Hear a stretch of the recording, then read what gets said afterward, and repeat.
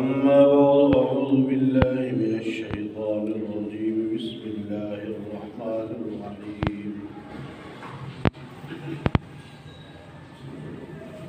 والذين آمنوا وهاجروا وجاهدوا في سبيل الله والذين آووا ونصروا أولئك هم المؤمنون حقا لهم مغفرة ورزق كريم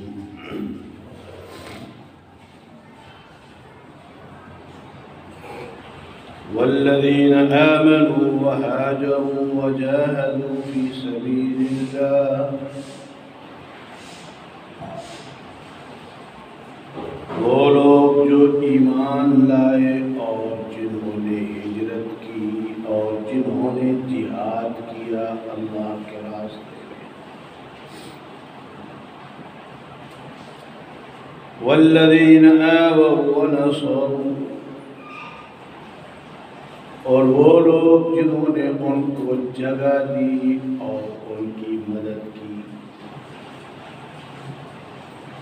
اولئک هم المؤمنون حقا یہی لوگ ہیں پکے سچے مومن لهم مغفرۃ ورزق کریم ان کے لیے مغفرت ہے اور ان کے لیے رزق کریم کا وعدہ ہے صدق اللہ العظیم وصدق رسوله النبی الکریم ونحن على ذلك لمن الشاهدين والشاكرين والحمد لله رب العالمين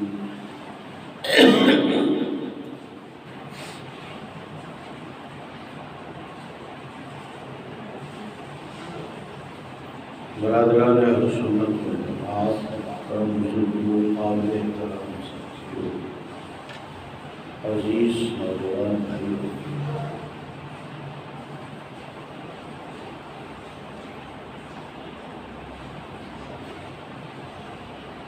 ہمارا ایک مضمون تسلسل کے ساتھ چل رہا ہے عظمت صحابہ و اہل بیت رضوان اللہ علیہ اجمعین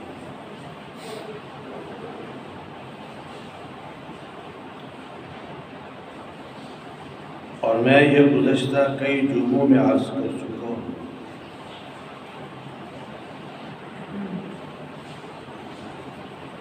کہ یہی وہ مضمون ہے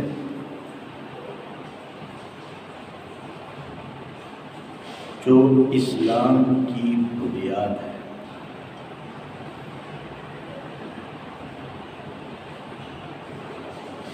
صحابہ کرام رضوان اللہ علیہم اجمعین کو اگر درمیان سے نکال دیا جائے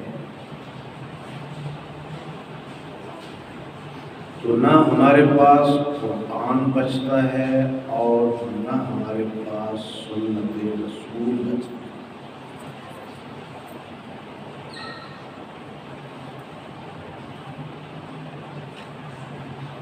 صحابہ کرام رضوان اللہ علیہم اجمعین کے جو اوصاف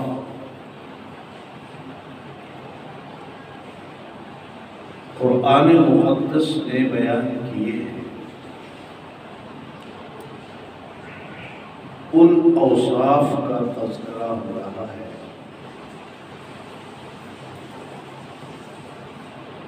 اللہ رب العزت نے ان کا پہلا وصف بیان کیا ہے ایمان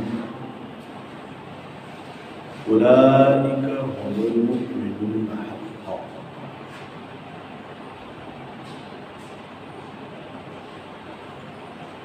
بلکہ میں تفصیل کے ساتھ بیان کر چکا ہوں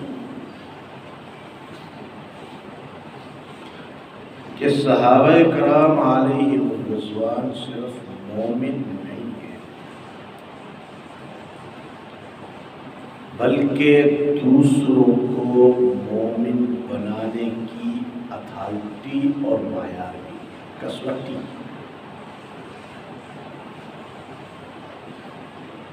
دوسروں کے ایمان کو پرکھنے کی کسوٹی۔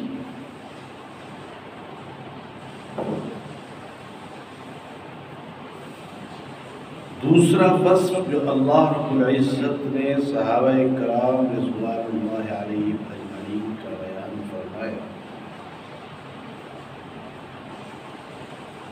وہ ہے حضرت صلی اللہ تعالی علیہ وسلم کی صحبت و معیت۔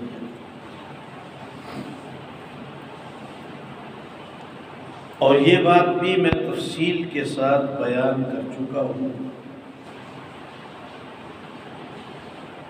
کہ صحبت و نبوت کا، صحبت و معیت کا یہ واحد وصف ہے جو صحابہ کرام رضوان اللہ علیہم اجمعین کو باقی امت سے ممتاز کرتا ہے۔ صدیق باقی امت میں بھی، فاروق حق اور باطل کے درمیان فرق کرنے والے، وہ باقی امت میں بھی،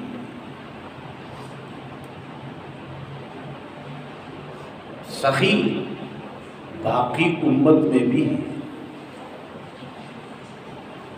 شجاع اور دلیر باقی امت میں بھی، مہاجر باقی امت میں بھی۔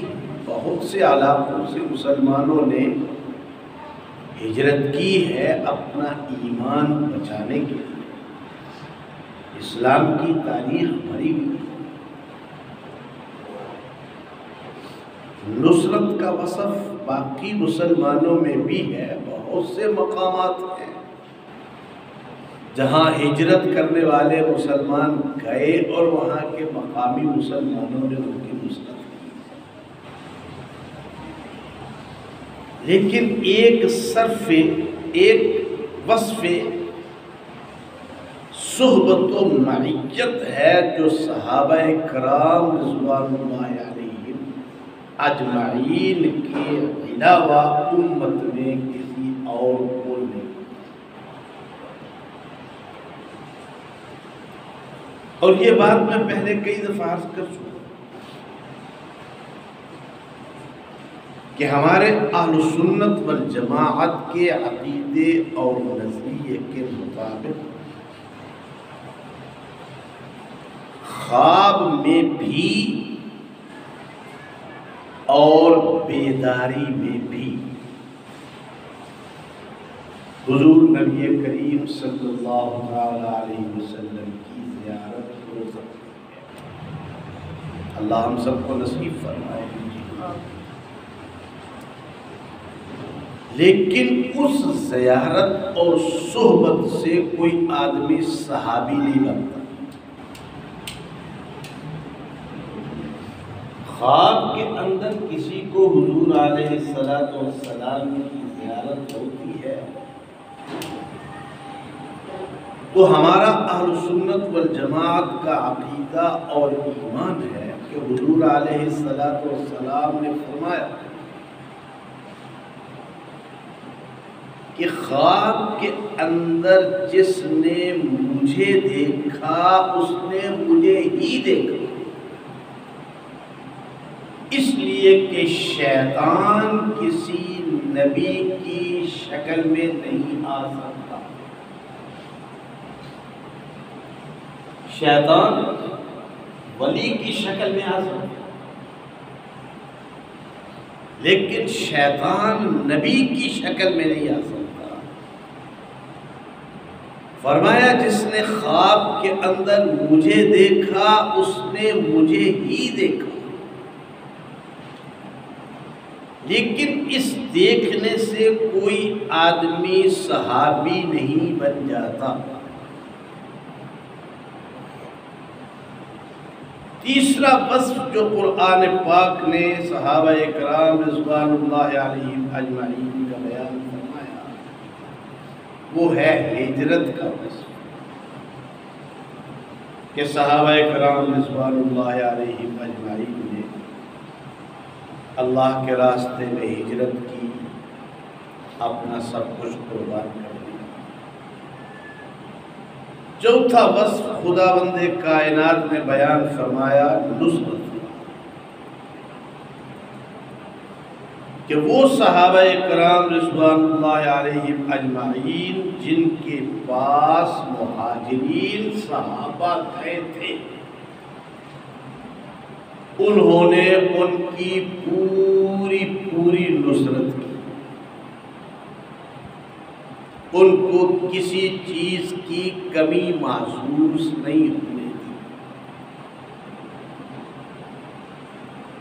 یہ چار وصف صحابہ کرام رضوان اللہ علیہم اجمعین کے بیان ہو چکے۔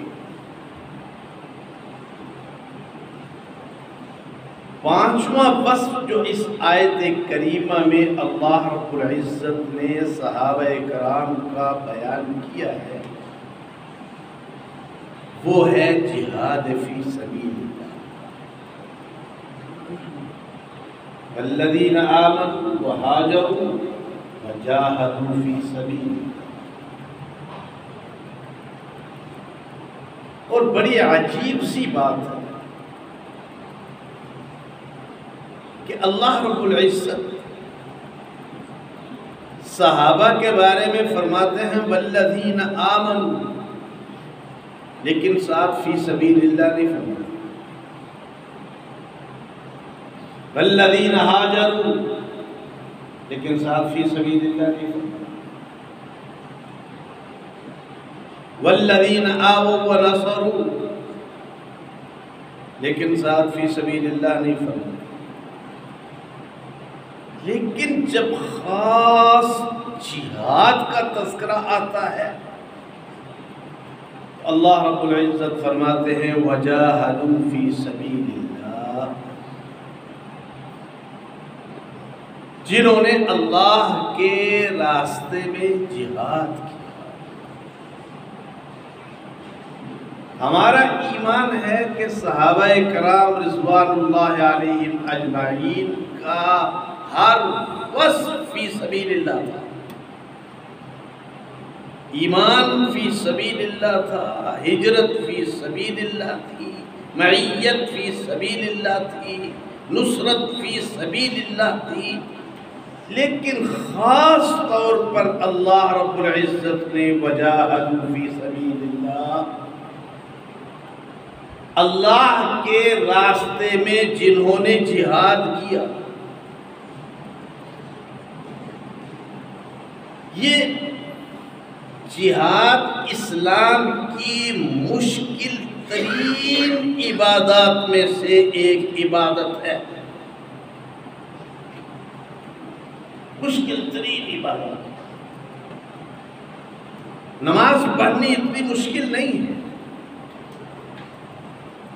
اگرچہ نماز کے بارے میں بھی اللہ رب العزت نے قرآن پاک میں فرمایا ہے وَإِنَّهَا لَكَبِيرَةٌ إِلَّا عَلَى الْخَاشِعِينَ، یہ نماز بڑا بوجھل کام ہے، لیکن جن لوگوں کے دلوں کے اندر خشیت اور اللہ کا ڈر ہے ان کے لیے مشکل نہیں۔ خود اللہ فرماتا کہ نماز ہے مشکل کام، انہا لکبیرۃ، بڑا بوجھل کام ہے۔ اس نماز کے لیے دکان چھوڑنا، کاروبار چھوڑنا، زندگی کے معمولات چھوڑنا، یہ کوئی آسان کام نہیں ہے، لیکن اللہ رب العزت فرماتے ہیں جن کے دلوں کے اندر تقویٰ ہے، جن کے دلوں کے اندر للہیت ہے، ان کے لیے یہ مشکل کام نہیں۔ جہاد کے بارے میں خداوند کائنات صاف لفظوں میں فرماتے ہیں وَجَاهَدُوا فِي سَبِيلِ اللَّهِ، انہوں نے اللہ کے راستے میں جہاد کیا. یہ جملہ اللہ رب العزت نے کیوں استعمال کیا ہے؟ مہاجر جب ہجرت کر رہے تھے تو ان کے پاس مال و اسباب موجود تھا. انہوں نے چھوڑا تو مہاجر کہلائے. مکان چھوڑا تو مہاجر کہلائے. باغات چھوڑے تو مہاجر کہلائے. نصرت کرنے والوں نے نصرت کی، ان کے پاس کچھ تھا تو نصرت کی. لیکن جہاد ایک ایسی عبادت ہے، اللہ فرماتے ہیں کہ اسلام کا جو سب سے پہلا جہاد ہے، جس وقت مسلمانوں کی تعداد صرف 313 تھا اور ان کے پاس اسباب کیا تھے؟ 2 گھوڑے، 6 زرہ، 8 شمشیریں، اور پلٹنے آئے تھے دنیا بھر کے تقدیریں. 313 افراد کے پاس 2 گھوڑے، 6 زرہ، 8 شمشیریں. لیکن عزم کیا تھا؟ ارادہ کیا تھا؟ کہ ہم نے اس جنگ کے ذریعے جزیرہ عرب کا نقشہ بدلنا ہے. ہم نے اس جنگ کے ذریعے پوری دنیا کا نقشہ بدلنا ہے. اسباب دیکھیے اور عزم دیکھیے. اسباب کیا ہیں؟ 2 گھوڑے، 6 زرہ، 8 شمشیر. اور عزم کیا ہے؟ پوری دنیا کے اندر انقلاب لانا، پوری دنیا کے اندر تبدیلی لانا، پوری دنیا کو ایک نئی تہذیب دینا، پوری دنیا کو ایک نیا تمدن دینا، پوری دنیا کو ایک نئی تعلیم دینا. عزم اتنا بڑا، وسائل کچھ بھی نہیں. اور اللہ رب العزت اس جنگ کے بارے میں حضور علیہ السلام سے فرماتے ہیں وَمَا جَعَلَهُ اللَّهُ إِلَّا بُشْرَى لَكُمْ وَلِتَطْمَئِنَّ قُلُوبُكُمْ بِهِ. میرے پیغمبر تیرے صحابہ کی حالت کیا تھی؟ اسباب نہ ہونے کی وجہ سے خوف بھی تھا اور نبی کے وعدے کی بنیاد پر امید بھی تھی. اسباب نہ ہونے کی وجہ سے خوف بھی تھا، نبی کا وعدہ ہونے کی بنیاد پہ امید بھی تھی. اللہ رب العزت فرماتے ہیں اے پیغمبر وَمَا جَعَلَهُ اللَّهُ إِلَّا بُشْرَى لَكُمْ وَلِتَطْمَئِنَّ قُلُوبُكُمْ بِهِ. ان نہتے مسلمانوں کو میدان جہاد کے اندر آپ تسلی دے رہے ہیں، آپ اطمینان دلا رہے تھے. نکال دو دلوں سے دنیا کے اسباب. تمہارے پاس صرف 2 طاقتیں ہونی چاہیے، ایک ایمان کی اور ایک اللہ پر توکل اور بھروسہ. اور مسلمان کی دو طاقتیں اصل ہیں ہی یہی، ایمان اور توکل علی اللہ۔ اللہ رب العزت فرماتے ہیں وَمَا جَعَلَهُ اللَّهُ إِلَّا بُشْرَىٰ لَكُمْ وَلِتَطْمَئِنَّ قُلُوبُكُمْ بِهِ، ان کے دلوں کو اطمینان دلانے کے لیے، ان کے دلوں سے ظاہری اسباب نہ ہونے کا خوف ختم کرنے کے لیے اے پیغمبر آپ ان کو بشارت دے رہے تھے، اور بشارت بھی کیا دے رہے تھے، اطمینان بھی کیا دلا رہے تھے۔ اِذْ تَقُولُ لِلْمُؤْمِنِينَ أَلَنْ يَكْفِيَكُمْ أَنْ يُمِدَّكُمْ رَبُّكُمْ بِثَلَاثَةِ آلَافٍ مِّنَ الْمَلَائِكَةِ مُنزَلِينَ۔ صحابہ یہ نہ دیکھو کہ ہمارے ہاتھوں میں تلواریں ہیں یا نہیں ہیں، ہمارے ہاتھوں میں نیزے ہیں یا نہیں ہیں، ہمارے ہاتھوں میں عسکری قوت ہے یا نہیں ہے۔ اللہ رب العزت تمہارے ساتھ وعدہ کرتا ہے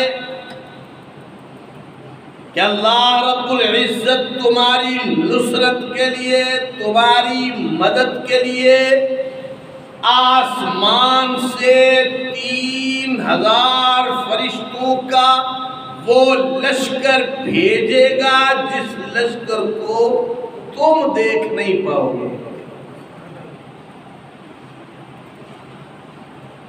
وہ آسمان سے اترنے والا لشکر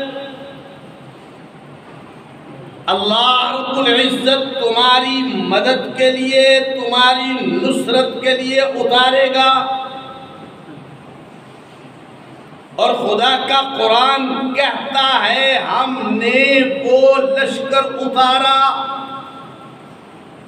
وَلَقَدْ نَصَرَكُمُ اللَّهُ بِبَدْرٍ وَأَنْتُمْ أَذِلَّةٌ۔ اے نبی کے صحابہ یاد کرو وہ وقت جب تم بدر کے میدان میں تھے، بے سر و سامان تھے، تمہارے پاس نہ عسکری قوت تھی نہ فوجی قوت تھی۔ اللہ رب العزت یہاں لفظ استعمال کر رہے ہیں اذلہ۔ اذلہ ذلیل کی جمع ہے۔ اذلہ کس کی جمع ہے؟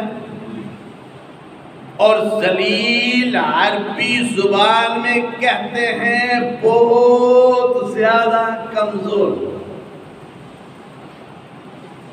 عربی زبان میں ذلیل کس کو کہتے ہیں؟ ہمارے اردو زبان میں تو ذلیل کا لفظ عام طور پر استعمال ہوتا ہے رسوا کے لیے۔ عربی زبان میں ذلیل کا لفظ استعمال ہوتا ہے کمزور کے لیے۔ اے میرے پیغمبر کے صحابہ یاد کرو وہ وقت جب تم کس قدر کمزور تھے، نہ تمہارے پاس فوجی قوت تھی نہ تمہارے پاس عسکری قوت تھی، لیکن وَلَقَدْ نَصَرَكُمُ اللَّهُ بِبَدْرٍ، اس مقام پر بھی اللہ رب العزت نے تمہارے لیے آسمان سے مدد اتاری۔ اللہ رب العزت نے تمہارے لیے آسمان سے لشکر اتارا۔ اب میں ایک سوال آپ سے کرتا ہوں، اللہ رب العزت فتح کی بشارت بھی دے رہے ہیں، نصرت کا وعدہ بھی کر رہے ہیں، نصرت کا وعدہ پورا بھی کر رہے ہیں، دشمن کو ذلیل و رسوا بھی کر رہے ہیں، مسلمانوں کو فتح بھی دے رہے ہیں۔ ایک چھوٹا سا سوال ہے میرا کہ کیا اللہ کا یہ وعدہ کافروں کے لیے تھا؟ کیا کوئی کمزور سے کمزور ایمان والا مسلمان یہ تصور بھی کر سکتا ہے کہ اللہ رب العزت 3000 فرشتے آسمان سے کافروں کی نصرت کے لیے اتار رہے ہیں، نبی کے ذریعے کافروں کو فتح کی بشارت دے رہے ہیں؟ کوئی کمزور سے کمزور ایمان والا مسلمان بھی یہ تصور نہیں کر سکتا۔ ہاں، وہ شخص تصور کر سکتا ہے جو مخبوط الحواس ہے، جس شخص کے دل کے اندر ایمان کی رائی نہیں، جس کے دل کے اندر ایمان کا ذرہ موجود نہیں۔ اللہ رب العزت تو پورے کے پورے اصحاب بدر کو مومن قرار دے رہے ہیں، اور صرف مومن نہیں، بخاری اور مسلم کی روایات میں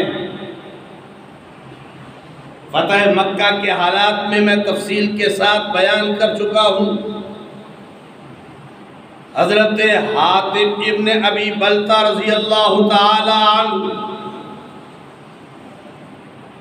جنہوں نے مکے والوں کو ایک خفیہ خط لکھا تھا، خط پکڑا گیا، حضور علیہ السلام نے حضرت حاتب ابن ابی بلتہ رضی اللہ تعالی عنہ سے پوچھا یہ خط کیوں لکھا تھا؟ انہوں نے جواب دیا، یا رسول اللہ صلی اللہ علیہ وسلم، میں جان چکا تھا اللہ آپ کے ساتھ فتح کا وعدہ تو کر ہی چکا، فتح تو رک نہیں سکتا۔ مکہ مکرمہ میں میرے کچھ رشتہ دار ہیں، میں نے سوچا فتح تو نبی کے ہاتھ پر لکھی جا چکی ہے، میں ایک خط مکے والوں کو لکھ کے ایک احسان کر دوں تاکہ میرے گھر والے، میرے عزیز و اقربا، میرے رشتہ دار ان کے ظلم سے محفوظ رہیں، بچ جائیں۔ سیدنا امام فاروق اعظم رضی اللہ تعالی عنہ نے کہا، یا رسول اللہ صلی اللہ علیہ وسلم، یہ منافق ہے، گردن نہ اتار دو۔ عمر کی تلوار تو منافقوں اور کافروں کے لیے تڑپتی رہتی تھی۔ یا رسول اللہ، اس نے منافقانہ کام کیا ہے، کیا میں اس کی گردن نہ اتار دوں؟ حضور نبی کریم صلی اللہ تعالی علیہ وسلم نے فرمایا، عمر، تم جانتے نہیں ہو کہ حاتب ابن ابی بلتہ بدر والوں میں شریک ہے؟ سبحان اللہ۔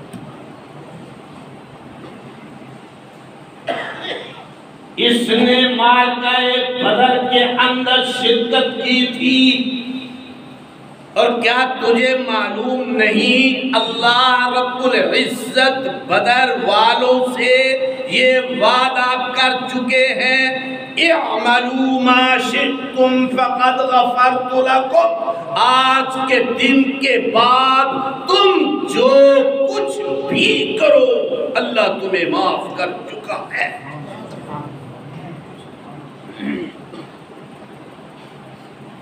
تم اس حاتب ابن ابی بلتہ کو منافق کہتے ہو؟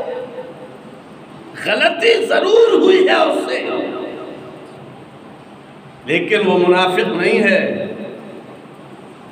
وہ غدار نہیں ہے، وہ بدر میں شریک تھا، اور بدر میں شریک مسلمانوں کے لیے اللہ وعدہ کر چکے ہیں اعملوا ما شئتم فقد غفرت لكم. آج کے دن کے بعد بدر والو تم جو کچھ بھی کرو اللہ تمہاری مغفرت کر چکا ہے، اللہ تمہاری بخشش کر چکا ہے. اور میں بدر کے حالات میں اس بات کی وضاحت بھی کر چکا ہوں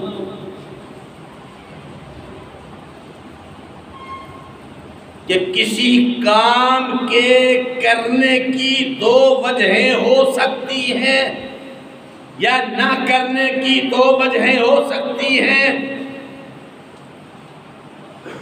ایک صورت تو یہ کہ میں ایک غلط کام کر لوں اور اللہ اپنے وعدے کے مطابق مجھے معاف کر دے،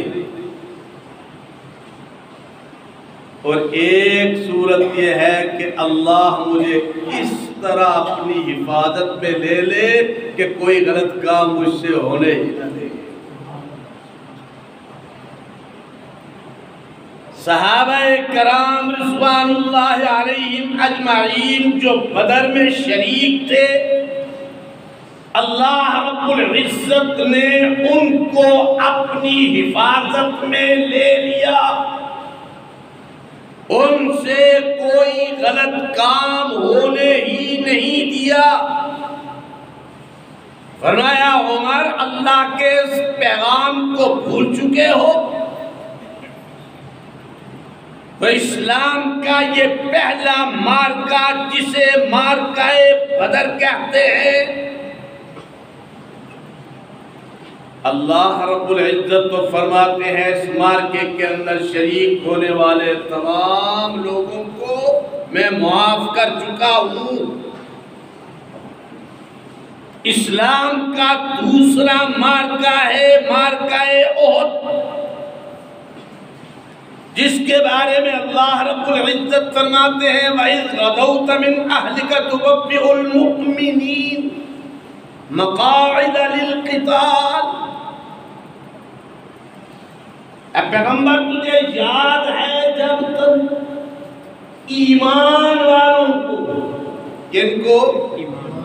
ذرا اونچی آواز سے، قرآن کے الفاظ، جب تم ایمان والوں کو ایک ایک کر کے ان کے مورچوں میں بٹھا رہا تھا، تم یہاں بیٹھ جاؤ، تم یہاں بیٹھ جاؤ، کوئی صحابی نہیں پوچھ رہا یا رسول اللہ میرے پاس تیر کمان تو ہے نہیں، بیٹھوں گا کیا کروں، اس لیے بیٹھوں گا. کوئی صحابی نہیں پوچھ رہا. اللہ فرماتے ہیں وَإِذْ غَدَوْتَ مِنْ أَهْلِكَ تُبَوِّئُ الْمُؤْمِنِينَ مَقَاعِدَ لِلْقِتَالِ. جب تو اہل ایمان کو، مومنوں کو بے سر و سامانی کی حالت میں ان کے مورچوں کے اندر بٹھا رہا تھا ایمان والوں کو. اب بدر کے احد کے حالات میں تفصیل کے ساتھ بیان کر چکا ہوں کہ احد کے اندر ایک موقع ایسا بھی آ گیا کہ صحابہ تتر بتر ہو گئے. چند صحابہ کے سوا جب حضور علیہ السلام کی شہادت کی خبر ملی تو اس شہادت کی خبر کی تاب نہ لاتے ہوئے صحابہ تتر بتر ہو گئے. پھر اللہ رب العزت نے ان کو جمع کیا اور پھر انہوں نے مقابلہ کیا اور کفار کو بھگایا. اب میرا آپ سے سوال ہے کہ اللہ رب العزت نے صحابہ کرام رضوان اللہ علیہم اجمعین نے احد کے میدان کے اندر جو راہ فرار اختیار کر کے غلطی کی تو کس کی؟ بھئی اللہ کی. اللہ نہیں روکا تھا نا. صحابہ نے اگر راہ فرار اختیار کی تو غلطی کس کی؟ ذرا اونچی آواز سے اور اونچی آواز سے. اب جس کی غلطی کی ہے وہ قرآن پاک میں فرماتا ہے وَلَقَدْ عَفَا عَنْكُمْ،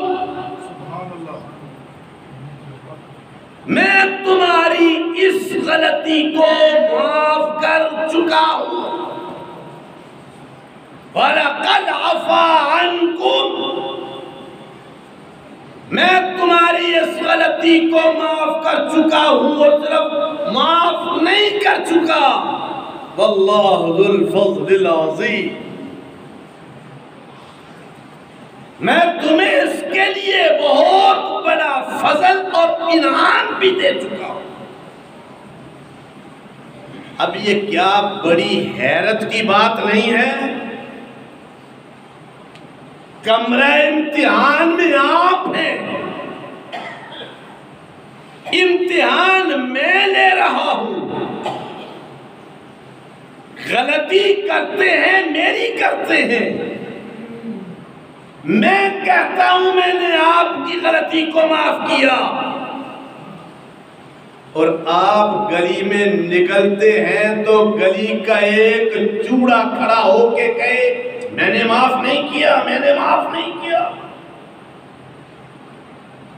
تو بات کس کی معتبر ہوگی؟ ذرا اونچی آواز سے. ممتحن کی کہ چوڑے کی؟ ممتحن کی کہ بھنگی کی؟ ممتحن یہ کہہ رہا ہے وَلَقَدْ عَفَا عَنْكُمْ، میں تمہاری اس غلطی کو ہمیشہ کے لیے معاف کر چکا ہوں، واللہ ذو الفضل العظیم، میں تمہارے لیے بہت بڑے انعام کا اہتمام بھی کر چکا ہوں.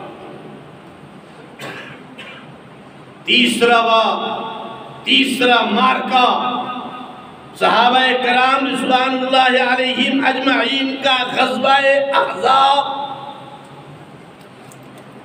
اللہ رب العزت فرماتے ہیں یا ایہا الذین آمنوا اذکروا نعمت اللہ علیکم اذ جاءتکم جنود،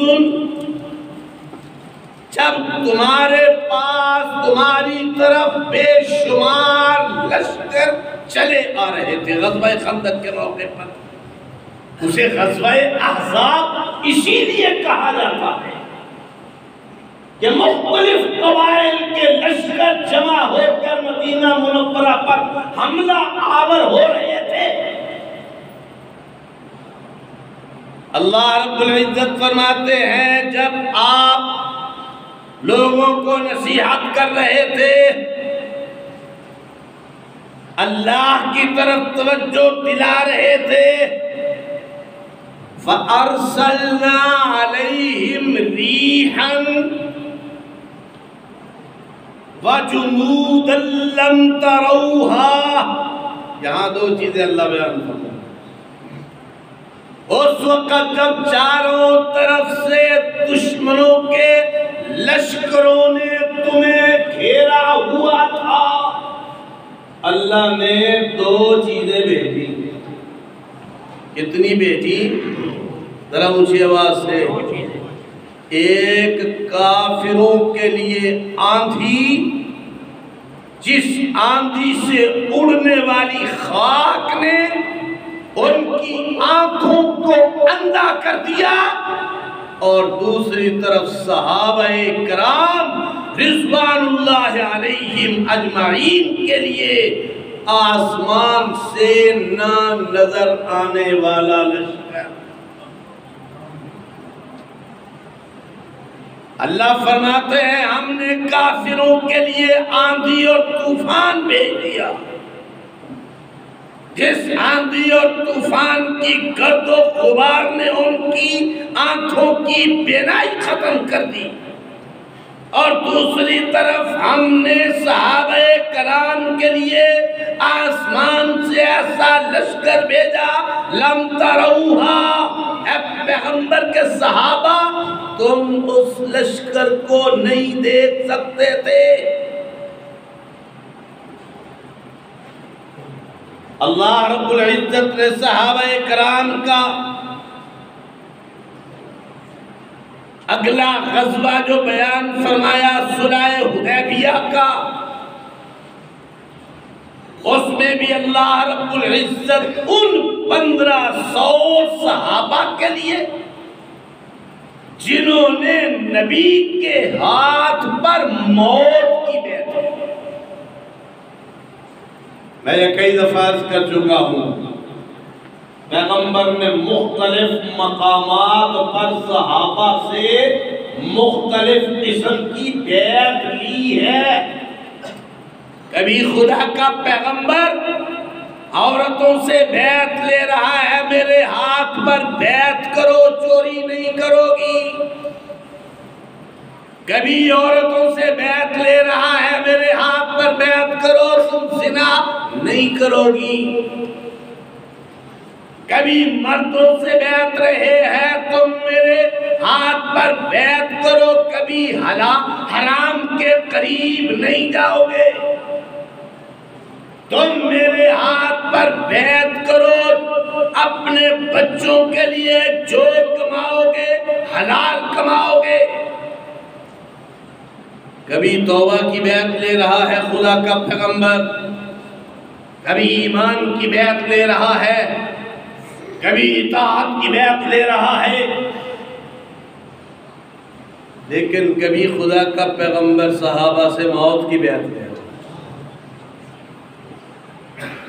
اللہ فرماتے ہیں 1500 صحابہ جنہوں نے درخت کے سائے میں نبی کے ہاتھ پر موت کی بیعت کی، لقد رضی اللہ عن المؤمنین اذ یبایعونک تحت الشجرہ، اللہ قیامت تک ان 1500 صحابہ سے راضی ہو چکا ہے۔ کوئی لاکھ بھونکے، کوئی لاکھ ان پہ تبرہ کرے، کوئی لاکھ ان پر کان و تشنیع کرے، میں کہتا ہوں تیری زبان پہ تو لعنت برس سکتی ہے، اللہ کا قرآن غلط نہیں ہو سکتا۔ اللہ کا قرآن کہتا ہے لقد رضی اللہ عن المؤمنین اذ یبایعونک تحت الشجرہ فعلم ما فی قلوبہم فأنزل السکینة علیہم وأصابهم فتحا قریبا ومغانم کثیرة یأخذونها۔ اللہ یہاں 4 وعدے کر رہے ہیں ان سے جنہوں نے نبی کے دست نبوت پر موت کی بیعت کی۔ پہلا وعدہ کیا کر رہے ہیں؟ اللہ تم سے راضی ہو چکا۔ دوسرا وعدہ اللہ رب العزت فرماتے ہیں فَأَنزَلَ السَّكِينَةَ عَلَيْهِمْ، اللہ نے تمہارے دلوں کے اندر اطمینان اور سکون اتار دیا۔ اللہ نے تمہارے دلوں کے اندر اطمینان اور سکون اتار دیا۔ وَأَصَابَهُمْ فَتْحًا قَرِيبًا، اللہ تمہیں عن قریب ایک بڑی فتح کی بشارت بھی دیتا ہے، اور اللہ نے مکہ فتح کر کے اس بشارت کو پورا بھی کر دیا۔ وَمَغَانِمَ كَثِيرَةً يَأْخُذُونَهَا، اللہ تم سے چوتھا وعدہ یہ کرتا ہے، اللہ تمہیں ایک ایسی جنگ میں بھیجے گا جس میں اللہ رب العزت تمہارے لیے غنیمت کی کثیر تعداد تمہیں فراہم کرے گا۔ اللہ نے حنین میں وہ بھی دے دیا۔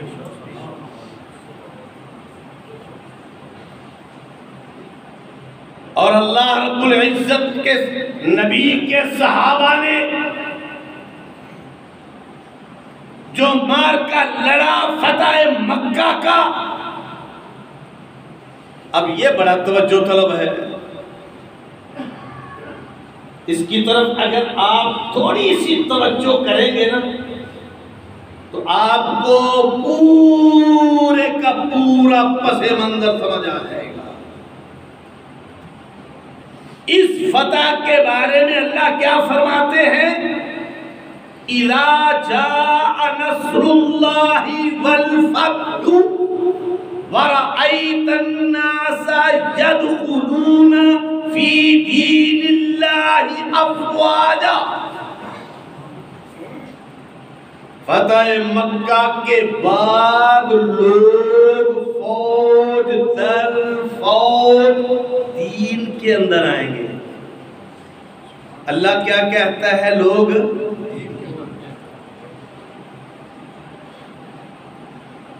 اور ذلیل کمینہ دشمن صحابہ کہتا ہے الیاذ باللہ تعالی نبی کی وفات کے بعد تمام کے تمام صحابہ دین کے دین جماعتوں کی صورت میں دین سے نکل گئے۔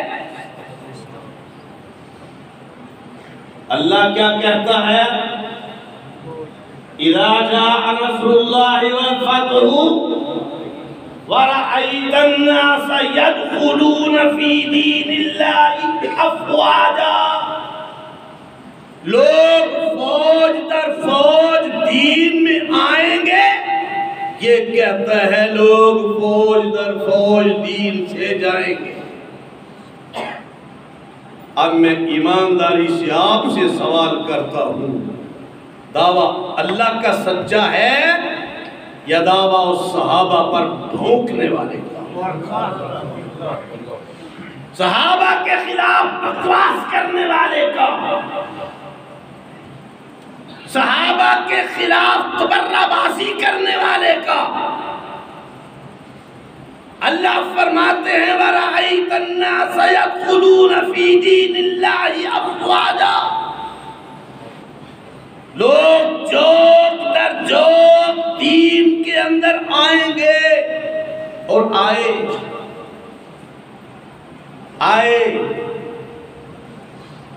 نبی نے جب پہلا اور آخری حج کیا، اس حج کے موقع پر نبی کے ساتھ 1,00,000 سے زائد صحابہ موجود تھے۔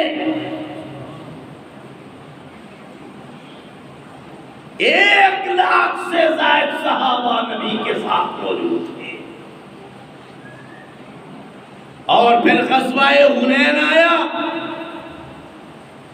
اللہ رب العزت فرماتے ہیں لَقَدْ نَصَرَكُمُ اللَّهُ فِي مَوَاطِنَ كَثِيرَةٍ وَيَوْمَ حُنَيْنٍ إِذْ أَعْجَبَتْكُمْ كَثْرَتُكُمْ فَلَمْ تُغْنِ عَنْكُمْ شَيْئًا وَضَاقَتْ عَلَيْكُمُ الْأَرْضُ، تمہارے لیے زمین تنگ کر دی گئی، حالانکہ وہ تمہارے لیے بڑی کشادہ تھی۔ ثم ولیتم مدبرین، تم پیٹ پھیر کر بھاگنے والے تھے۔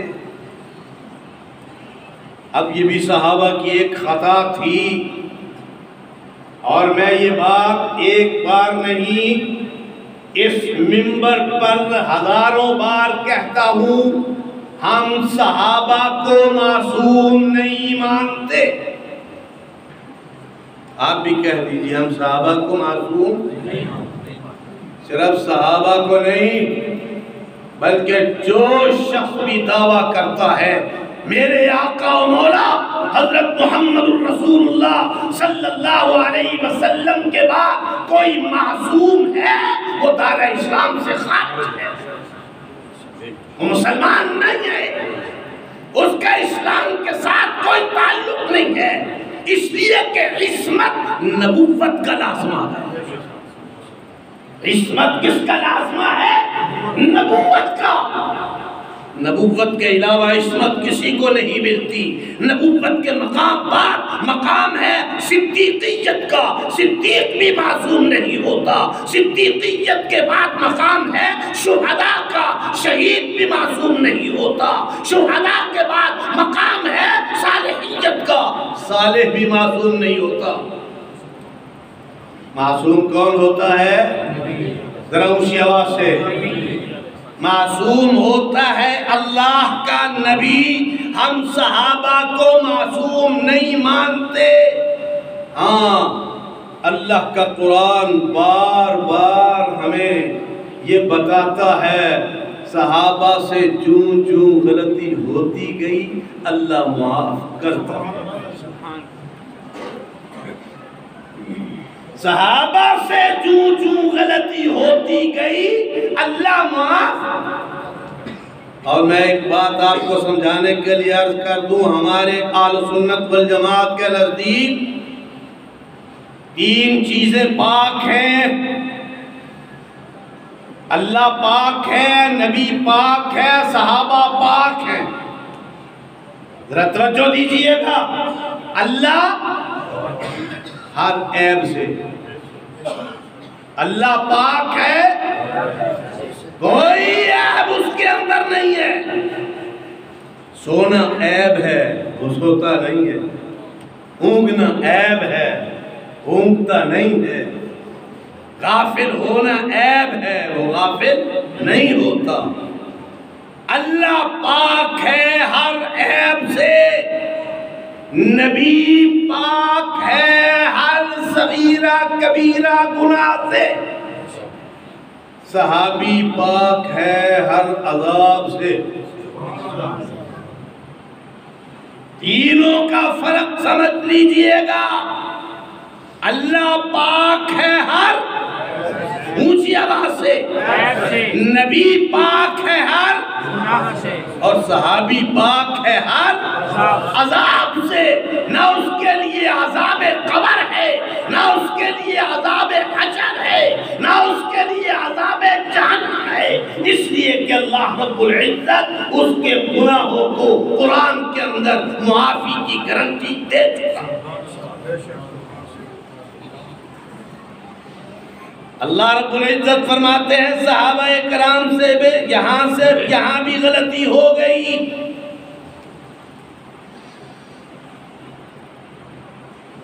ان کے دل کے اندر، بعض کے دل کے اندر یہ خیال پیدا ہو گیا جب ہم تھوڑے تھے تو ہم نے شکست نہیں کھائی، آج تو بہت زیادہ ہے، 12,000 کا رزق، آج ہماری تعداد بہت زیادہ ہے۔ اللہ رب العزت کو یہ جملہ اچھا نہیں لگا۔ اللہ رب العزت نے وقتی طور پر فتح کو شکست میں بدلا، پھر صحابہ کرام کو جمع کیا اور کفار کو شکست دی۔ اللہ رب العزت فرماتے ہیں وہاں بھی لفظ جو اللہ استعمال کر رہے ہیں وَعَلَى الْمُؤْمِنِينَ وَأَنزَلَ جُنُودًا لَمْ تَرَوْهَا، اللہ نے سکینہ اتاری۔ یہاں بھی اللہ فرماتے ہیں ہم نے 2 چیزیں اتاری۔ کتنی چیزیں اتاری ہیں؟ ذرا اونچی آواز سے، ایک سکینہ اور ایک عذاب، ایک سکینہ اور ایک عذاب اتارا. اللہ فرماتے ہیں سکینہ اتاری ہم نے. وَعَلَى الْمُؤْمِنِينَ وَأَنزَلَ جُنُودًا لَمْ تَرَوْهَا. لشکر بھی اہل ایمان کے لیے اتارا, سکینہ بھی اہل ایمان کے لیے اتارا. وَعَذَابِ الَّذِينَ كَفَرُوا. کافروں کے لیے اللہ نے کیا اتارا؟ مومنوں کے لیے فرشتے اتارے, مومنوں کے لیے سکینہ اتاری, کافروں کے لیے عذاب اتارا. اللہ رب العزت نے تو ایک ایک مقام پہ جہاں یہ ذکر کیا ہے کہ صحابہ کا 5واں وصف کیا ہے, پھر یاد کر لیجئے. پہلا وصف کیا ہے؟ ایمان. دوسرا وصف کیا ہے؟ نبی کی صحبت و معیت. تیسرا وصف کیا ہے؟ ہجرت. چوتھا وصف کیا ہے؟ نصرت. 5واں وصف کیا ہے؟ جہاد. اللہ فرماتے ہیں انہی اوصاف کی بنیاد پر تو ہم نے فیصلہ دیا ہے اولئک هم المؤمنون. وہ پکے سچے مومن ہیں. باقی انشاءاللہ اندر جمعے کو بیان ہوگا. اور ایک چھوٹا سا اعلان سن لیجئے.